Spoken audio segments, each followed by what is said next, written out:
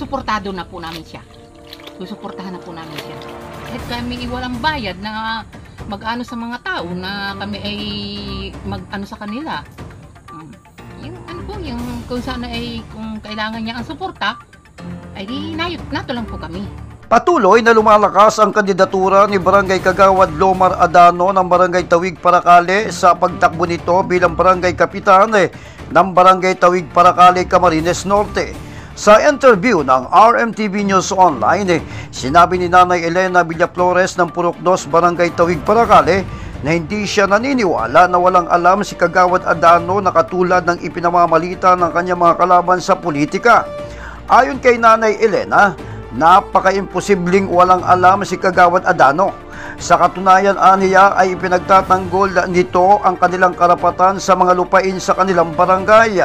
Halataan niyang paninira lamang ang ginagawa sa kanya ng mga kalaban sa politika. Ang importante ayon kay Nanay Elena ay gawa at hindi puro salita.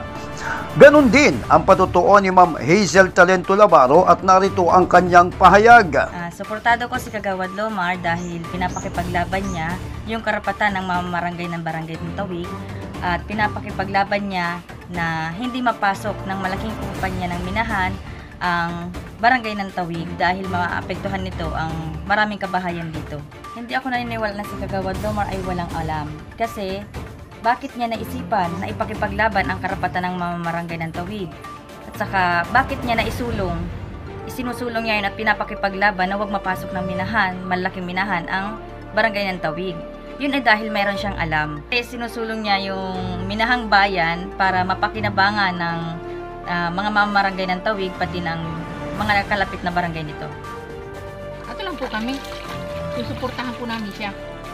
Dahil naman po, hindi naman, mabait naman po siya. Wala po kami maisasabi kay Kagawad.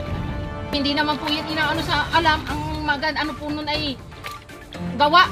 Hindi puro ano. Ang kailangan po ngayon ay gawa. Hindi po, matalino ka nga naman. Kung maruthot ka naman, hindi may ka na dun sa walang alam.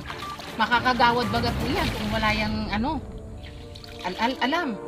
Baga, ang tao, yan po ang issue niyan. Marami po nasasabi ng ganyan para ang mga tao ay siraan.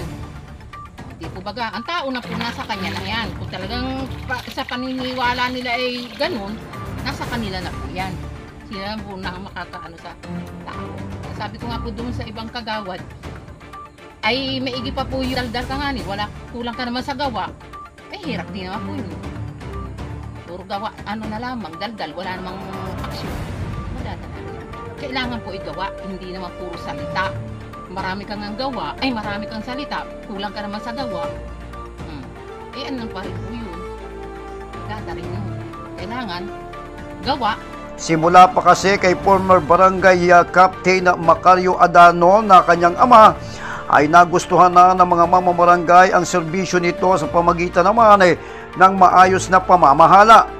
Naniniwala ang kanyang mga kabarangay na sa pamagitan ni Kagawad Lomar Adano ay magkakaroon ng good governance at political will ang pamamahala na napakahalaga sa isang public servant.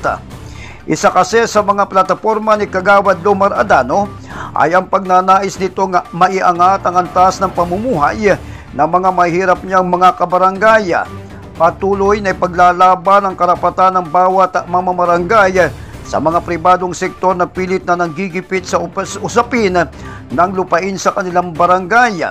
Sa kanyang panunungkulan bilang barangay kapitan, ipatutupad na nito ang mga barangay ordinances na dapat ay napakikinabangan na ng kanyang mga constituents na hindi na-implement ng kasalukuyang administrasyon. Naghain na rin si Kagawad Lomar Adano ng isang resolusyon na magkaroon ng minahang bayan sa Barangay Tawig upang magkaroon din ng pangmatagalang hanap buhay ang mga residente sa lugar na sa ngayon ay malapit na magkaroon ng katuparan.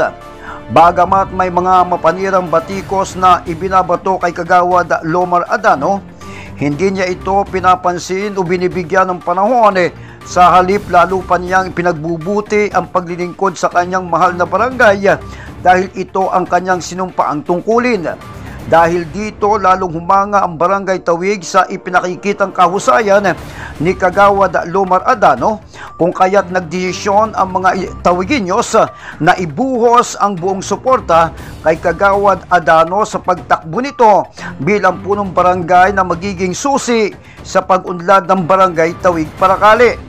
Makakatuwang naman ni punong Barangay Lomar Adano sa pagsulong ng Barangay Tawig ay sina Kagawad Felicidad Feli Yebra, Kagawad Hil Diaz, Kagawad Johnny Panday Baleros, Kagawad Norwina Pagong Adano, Kagawad Rowena Winay Tayungtong, Kagawad Ruel Salin at Kagawad Jofemio Timdasco.